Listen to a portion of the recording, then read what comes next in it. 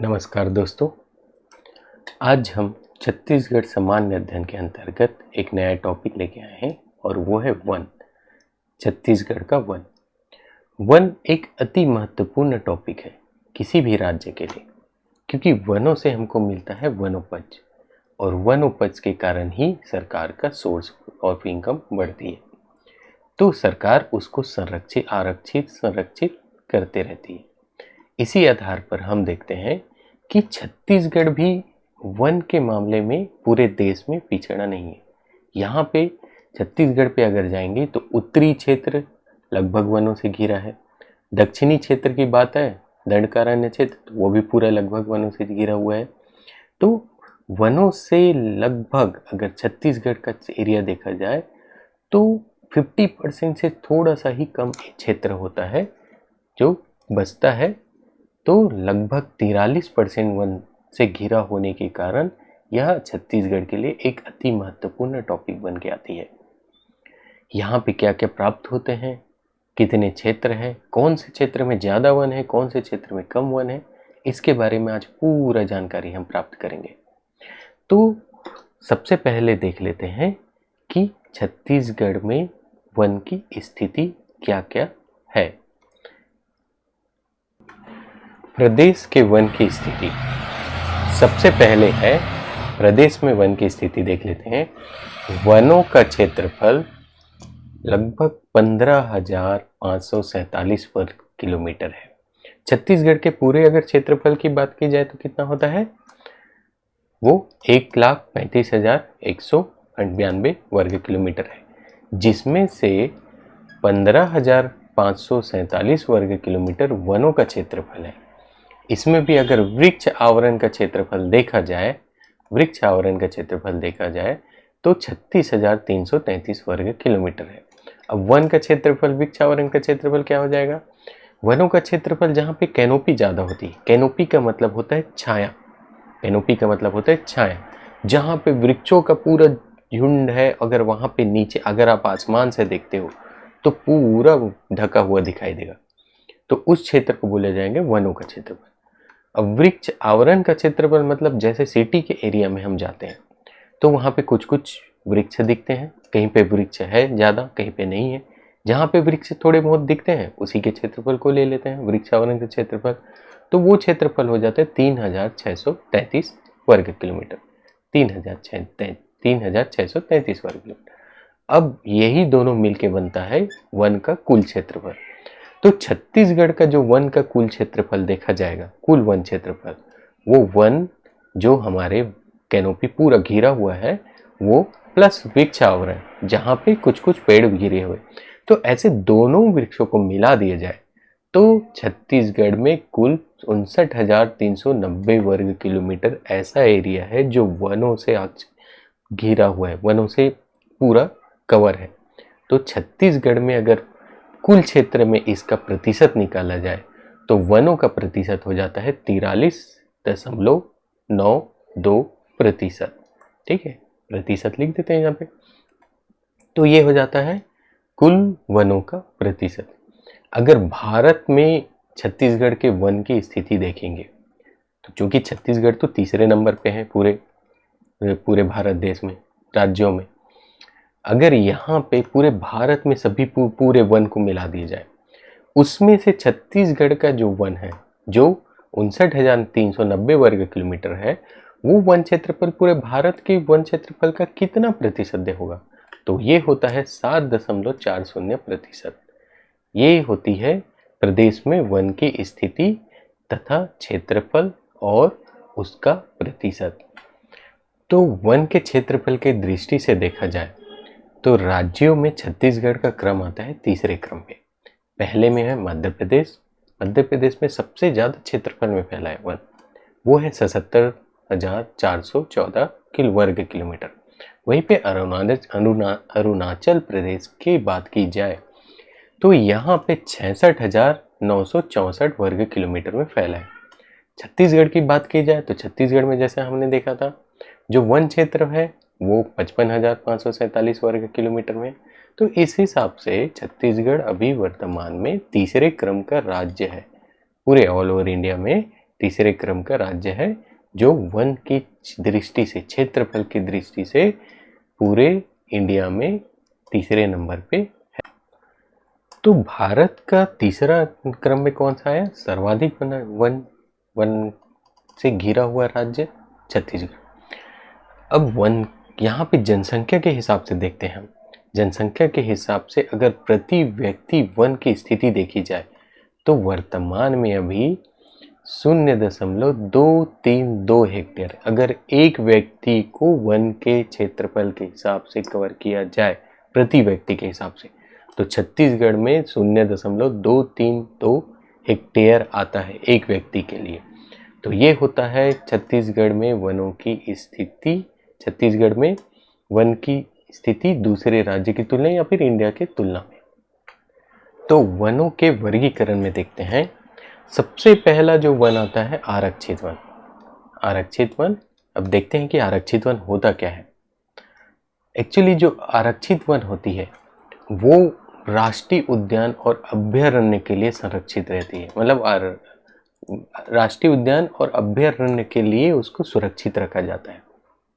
यहाँ पे इसमें अनधिकृत प्रवेश वर्जित रहती है, मतलब बाहर से कोई लोग नहीं जा सकते। बाहर से मतलब बिना अनुमति के लोग यहाँ पे नहीं जा सकते। जैसे कि चारागाह के लिए जाते हैं, गाय चराने के लिए जाते हैं या लकड़ी काटने के लिए जाते हैं, तो ऐसे लोगों का प्रवेश वर्जित रहता है आरक्षित वन में। छत्तीसगढ़ में ऐसे 25,742 वर्ग किलोमीटर क्षेत्र है जो आरक्षित वन के अंतर्गत आती है, और इसमें प्रतिशत देखा जाए तो 43.12% वन क्षेत्र इसी का है, आरक्षित वन का।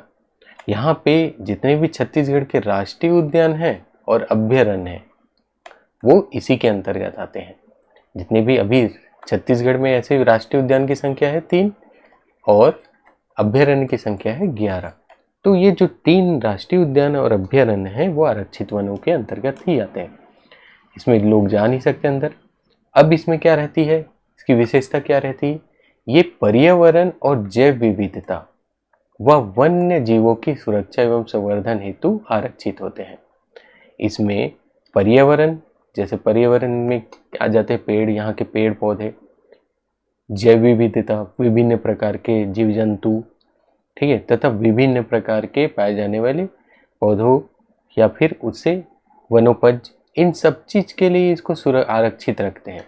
ठीक है, तो ये होता है आरक्षित वन क्षेत्र।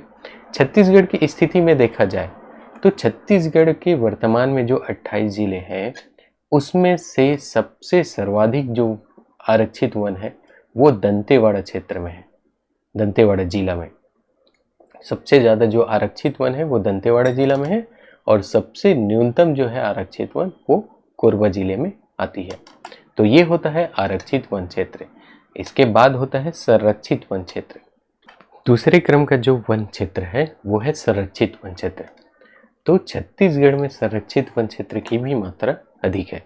यहाँ पे अगर क्षेत्रफल की दृष्टि से देखा जाए तो 24,036 वर्ग किलोमीटर इस संरक्षित वन क्षेत्र के फल अंतर्गत आते हैं, जिसको अगर क्षेत्रफल की दृष्टि से अगर बोले या वन की दृष्टि से बोले तो पूरे वन का ये 40.21% संरक्षित वन में है।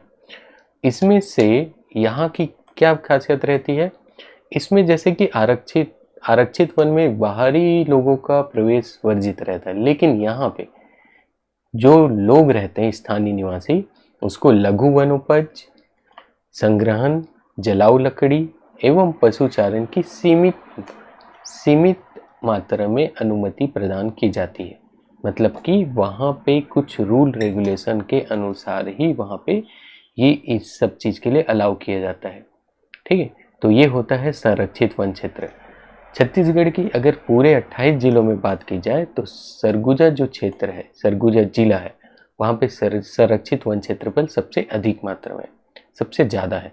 और न्यूनतम बात की जाए तो जांजगीर चांपा जिला में सबसे कम स्थिति इसकी बनती है संरक्षित वन क्षेत्रफल की। तो ये हो जाते हैं 2 आरक्षित और संरक्षित वन क्षेत्रफल। आइए तीसरी स्थिति के बाद में बात करते हैं। तो अवगीकृत वन क्षेत्रफल कहलाता है। तीसरा जो वन क्षेत्र है वो अवगीकृत वन क्षेत्रफल। ठीक है, वन क्षेत्र। यहाँ पे अगर वन क्षेत्र की बात की जाए तो छत्तीसगढ़ में इसकी 9,954 वर्ग किलोमीटर में फैला है। छत्तीसगढ़ में देखा जाए तो 9,954 वर्ग किलोमीटर में फैला है और यहाँ पे इसकी प्रतिशत देखा जाए तो 16.66% क्षेत्रफल है। अब ये कैसे वन आते हैं? आरक्षित तो हमने समझ गए, जहाँ पे बाहरी प्रवेशों का बाहरी लोगों का प्रवेश वर्जित है तथा कुछ नियम के अनुसार अगर उनको प्रवेश दिया जाए तो वो संरक्षित वन क्षेत्रफल आते हैं। औद्योगिक वन जो क्षेत्र होते हैं वो जैसे नगर हो गए और गांव से लगे खुले वन होते हैं जो राजस्व विभाग के अंतर्गत आते हैं। जैसे बड़े शहर है, बड़े क्षेत्र के बाहर जाओगे तो आपके बहुत सारे मतलब पेड़ पौधे या फिर बहुत सारे ये मिलते हैं, वन के प्रकार मिलते हैं, वन मिलते हैं। वो वन भी वन में ही आते हैं, लेकिन वो अवगीकृत वन है और ये राजस्व विभाग जो वहाँ के लोकल अथॉरिटी होती है वो उनके अंतर्गत आती है। वहाँ पे आप अनवांटेड कटाई नहीं कर सकते, उनकी अनुमति लेना पड़ेगा। तो ऐसे वनों को बोला जाएगा अवगीकृत वन क्षेत्र। ठीक है, अवगीकृत वन। तो हमने देख लिया 3 प्रकार के वन होते हैं, आरक्षित वन क्षेत्र, संरक्षित वन क्षेत्र और अवगीकृत वन क्षेत्र। छत्तीसगढ़ में जो सबसे ज्यादा वन क्षेत्र है वो आरक्षित वन क्षेत्र में, दूसरा होता है संरक्षित वन और तीसरा होता है अवगीकृत वन। ठीक है, तो ये हो गए हमारे वनों का वर्गीकरण। अच्छा, अवगीकृत वन क्षेत्रफल में हमने जिला के बारे में बताया नहीं था, तो ये यहाँ पे नोट डाउन कर लेंगे कि जो अवगीकृत वन है वो अधिकतम है दंतेवाड़ा जिला में और न्यूनतम है धमतरी जिला में। तो अभी तक हमने देख लिया कि आरक्षित वन सबसे ज़्यादा है दंतेवाड़ा में और सबसे कम है कोरबा जिला में। वहीं संरक्षित वन की बात की जाए तो सबसे अधिक है सरगुजा जिला में और सबसे कम है जांजगीर चांपा में। और अवगीकृत वन की बात की जाए तो सबसे अधिकतम है वो दंतेवाड़ा जिला में और सबसे कम है धमतरी जिला में। तो आप लोग याद रखिएगा कि दंतेवाड़ा जिला में 2 प्रकार के वन सबसे ज़्यादा पाए जाते हैं। अगर बाकी अदर से अगर तुलना की जाए, अन्य जिलों से तुलना की जाए तो आरक्षित वन और अवगीकृत वन। चलिए, प्रजाति बहुलता के आधार पर अभी जो हम पढ़ रहे थे आरक्षित, संरक्षित और अवगीकृत, ये प्रशासनिक इकाई के आधार पर बांटा गया है। इसको प्रशासनिक इकाई पे जो प्रशासन है वो अपनी देखरेख संरक्षण के लिए जो बांटती है वो है। अब प्रजाति बहुलता, जैसे कुछ क्षेत्र में सालवन ज़्यादा है, छत्तीसगढ़ में जैसे सालवन का अगर द्वीप बोला जाए तो दंडकारण्य क्षेत्र को बोला जाता है। कुछ जगह में सागौन वृक्ष बहुत ज़्यादा मिलते हैं। तो ऐसी स्थिति में हम कौन से जगह को किस वन से माना जाएगा? तो पहला जो होता है वो है मिश्रित वन। मिश्रित वन, मिश्रित वन मतलब ये हो गया कि किसी एक प्रजाति की बहुलता नहीं, यहाँ पे सभी प्रजाति मतलब ज़्यादा है, मिक्स प्रजाति होती है, तो इसीलिए इसको बोला जाता है मिश्रित वन। साल भी हो गया, सागौन भी हो गया, बबूल भी हो गया, बांस भी हो गया, सभी चीज़ को मिला दो एक साथ तो ये हो जाते हैं मिश्रित वन। तो इसको मिश्रित वन, तो छत्तीसगढ़ में अगर क्षेत्रफल की दृष्टि से देखें तो 26,018 वर्ग किलोमीटर या फिर 43.52% इसका क्षेत्र है। आप प्रतिशत को ज़्यादा अच्छे से ध्यान रखना, प्रतिशत ही ज़्यादा पूछा जाता है। दूसरा है, अगर बोला जाए साल वन की बात की जाए तो 40.56% पे साल वन मिलता है। वहीं पे सागौन वन क्षेत्रफल की बात की जाए तो 9.42% क्षेत्र में सागौन वन है फैला है। तो छत्तीसगढ़ साल पेड़ का पूरा ज़्यादातर घिरा हुआ क्षेत्र है। यहाँ पे अगर वन देखोगे तो सबसे ज़्यादा आपको साल वन मिलेंगे। ठीक है, तो इसलिए छत्तीसगढ़ शासन ने साल वृक्ष को राजकीय वृक्ष घोषित किया है। छत्तीसगढ़ शासन की तरफ से साल वृक्ष को राजकीय वृक्ष का दर्जा प्राप्त हुआ है। तो ये हो जाते हैं प्रजाति बहुलता के आधार पे। प्रजाति बहुलता में अगर कभी भी क्वेश्चन आते हैं तो सबसे अधिकतम जो वन है वो मिश्रित वन है। आपके ऑप्शन में अगर सालवन, सिर्फ सालवन दिया है, मिश्रित वन दिया, सागौन दिया, फिर अन्य दिया है, तो आप मिश्रित वन ही मतलब टिक करिएगा। फिर दूसरा जो होता है वो होता है सालवन। ठीक है, सालवन का प्रतिशत 40% है। ओके, तीसरा होता है सागौन वन। ठीक है, तो इस आधार पर इसको भी प्रजाति बहुलता के आधार पर बांटा गया है। ठीक है, चलिए, प्राकृतिक या भौगोलिक आधार पर देखा जाए तो दो प्रकार के वन पाए जाते हैं, उष्णकटिबंधीय शुष्क वन और दूसरा होता है उष्णकटिबंधीय आर्द्र वन। तो छत्तीसगढ़ में जो उष्णकटिबंधीय शुष्क वन है वो 47.69% एरिया में फैला है। और वहीं पे आर्द्र वन की बात की जाए तो वहाँ पे थोड़ी मॉइस्चर ज़्यादा होती है। तो ऐसे जैसे क्षेत्र में यहाँ पे लगभग 51.65% में यह क्षेत्र है। तो उष्णकटिबंधीय शुष्क वन की बात की जाए तो यहाँ पे जो वर्षा होती है वो बहुत कम, लगभग 75 से 100 सेंटीमीटर क्षेत्र में वर्षा होती, मतलब सेंटीमीटर वर्षा होती है।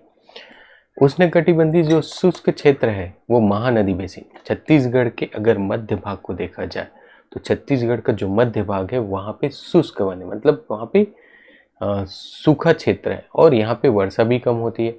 तो महानदी बेसिन जो है, महानदी बेसिन इसी के अंतर्गत आते हैं। ठीक है, महानदी बेसिन हो गया। अब यहाँ पे क्या हो गया, शुष्क वन और आर्द्र वन में क्या अंतर हो गया। यहाँ आर्द्र वन तो वर्षा ज़्यादा होती है, ठीक है, और वनों के आधार पर कैसे होता है। शुष्क वन क्षेत्रफल में उष्णकटिबंधीय शुष्क वन क्षेत्रफल में आपको वनोपज तो भी मिलेगा, वनोपज के साथ साथ लकड़ी की भी प्राप्ति होती है। और वहीं पे अगर उष्णकटिबंधीय आर्द्र वन की बात की जाए तो यहाँ पे उष्णकटिबंधीय आर्द्र वन में सिर्फ वनोपज ही प्राप्त होती है, लकड़ी यहाँ से नहीं निकलता। तो यहाँ पे कितना होता है, यहाँ पे वर्षा जो होती ज़्यादा रहती, 100 से 150 सेंटीमीटर तक वर्षा होती है। और ये कहाँ पे है, छत्तीसगढ़ का अगर उत्तरी क्षेत्र में जाएंगे जैसे सरगुजा का रेंज, सरगुजा संभाग, नीचे में जाएंगे दंडकारण्य संभाग, तो ये दोनों जो क्षेत्र होते हैं वो उष्णकटिबंधीय आर्द्र वन क्षेत्रफल के अंतर्गत आते हैं। यहाँ पे सिर्फ वनोपज ही प्राप्त होती है, लकड़ी यहाँ से नहीं निकाला जाता। तो ये हो गया उष्णकटिबंधीय आर्द्र वन। तो हमने वनों का वर्गीकरण 3 प्रकार से देखा, प्रशासनिक इकाई के आधार पर, प्रशासनिक इकाई के आधार पर हो गया आरक्षित, संरक्षित और अवगीकृत वन। ठीक है, 3 प्रकार हुए।